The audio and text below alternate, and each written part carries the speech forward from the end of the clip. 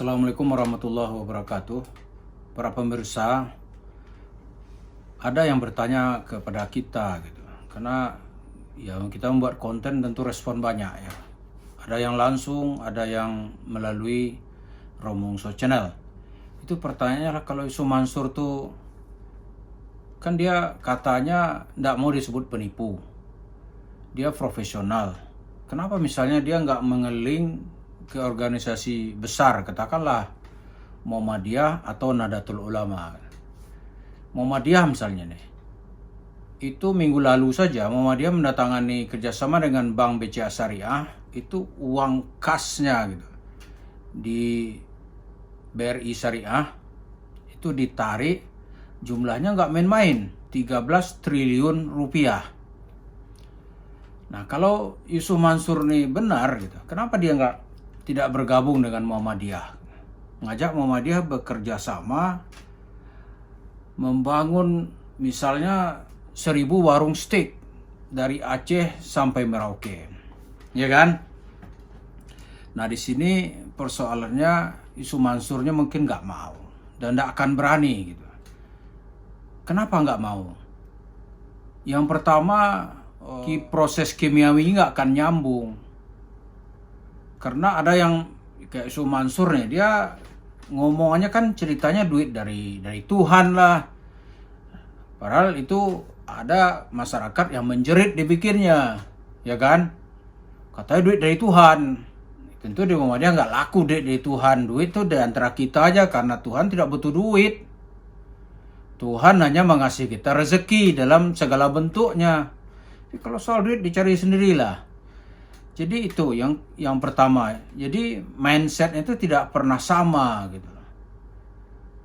Nah, jadi dalam arti bahasa orang Betawinya nih, kalau mau masuk dia dalam bekerja sama dalam jalur bisnis Muhammadiyah, Yusuf Mansur itu dia harus disunatin 4 kali. 4 kali, padahal tiap kita ini sekali cuma disunat gitu. Kenapa? Supaya pikirannya lurus. Dia berhenti berhalu-halu gitu. Itu yang pertama. Yang kedua, yang bisa ikut dengan Yusuf Mansur itu tentulah ya orang-orang yang pertama berpikiran lurus, berniat ikhlas, tetapi tidak profesional atau tidak berpengalaman.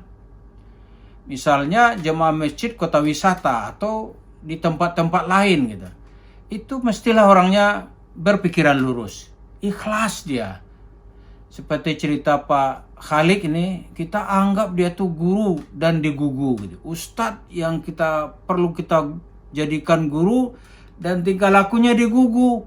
Tapi begitu dia dapat duit, ya bayangkanlah begitu jujurnya jemaah ke dia, begitu dapat duit 55 miliar, dia nggak guru ternyata.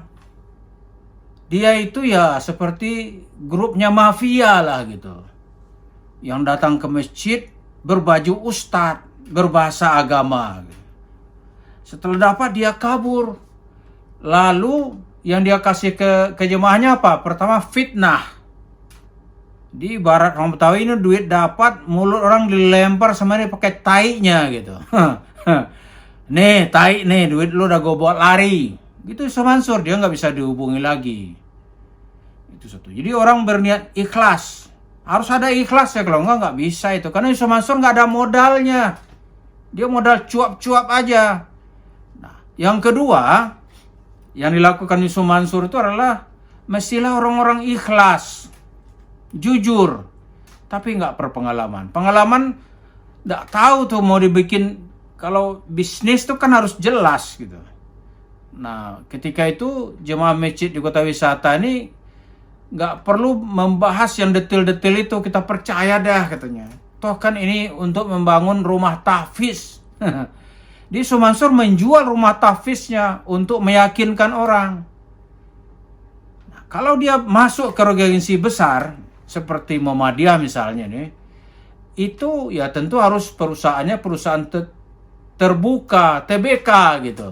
Di modal lu berapa, modal kami berapa. Kemudian nanti ada pelaporan keuangan, baik kepada pemegang saham maupun kepada publik. Oh, ini menakutkan ke Yusuf Mansur. Laporan keuangan tuh pasti menakutkan dia. Karena dia maunya nggak lapor-lapor, dia punya sendiri. Karena itu usahanya itu sesuka-sukanya cuap-cuap aja sendiri. Aneh tiap hari 200 berapa kata itu? 200 juta membayar pajak. Kalau didekati secara logika itu bohong, omong kosong itu. Nggak mungkin. Jadi dia senang dengan uang-uang dalam tanda kutip nih, the black money gitu. Uang yang didapatkan bukan dengan cara lurus-lurus. Itu senang Sumansur. Karena itu kenapa dia tidak bisa bekerja sama dengan ormas besar misalnya nih, yang duitnya juga banyak? Oh nggak bisa, karena Sumansur ini harus dalam wilayah tilap menilap gitu. Dia menilap uang jemaah, lalu cerita Tuhan. Lalu seperti cerita Pak Iqbal itu, ada korun-korunnya nih, yang tahu itu duitnya duit tipuan, dia menjalankannya gitu. Jadi warung steak and shake itu seperti itu.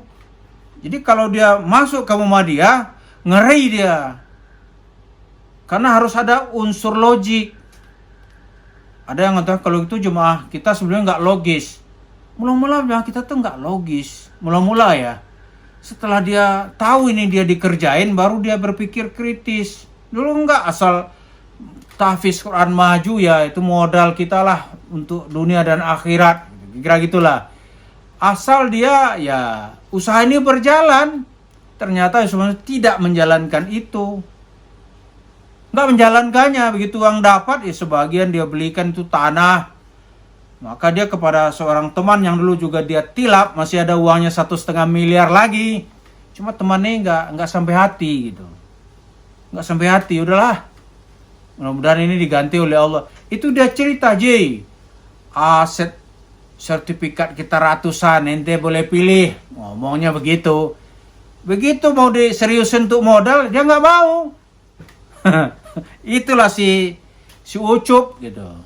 Nggak mau dia. Akhirnya cerita 3 bulan kawannya udah bosan. Alah, mau kosong nih si Ucup. Gitu kira-kira. Jadi dia senang Sumansur ini di usaha-usaha yang nggak bisa berada dalam white area gitu. Dia maunya di daerah-daerah yang gray atau black. Usaha-usaha itu usaha yang di jalur hitam gitu. Padahal ceritanya agama. Jadi warung steak and shake itu nggak mungkin bisa dikerjasamakan dengan ormas-ormas besar yang juga punya finansial. Harusnya kan finansial banyak gitu. Senangnya Sumansur ini mengambil, misalnya nih orang mau umrah, selewengkan uangnya. Dia masukkan ke Petren, sikat. Dia cerita Jabal Nur, usaha batu bara, gitu. Hantam gitu. Dan ujung ini mana-mana Sumansur itu pasti akan berakhir di pengadilan. Nah, akhirnya itu jemaah harus sadar gitu. Dan kita harus menumbuhkan kesadaran jemaah.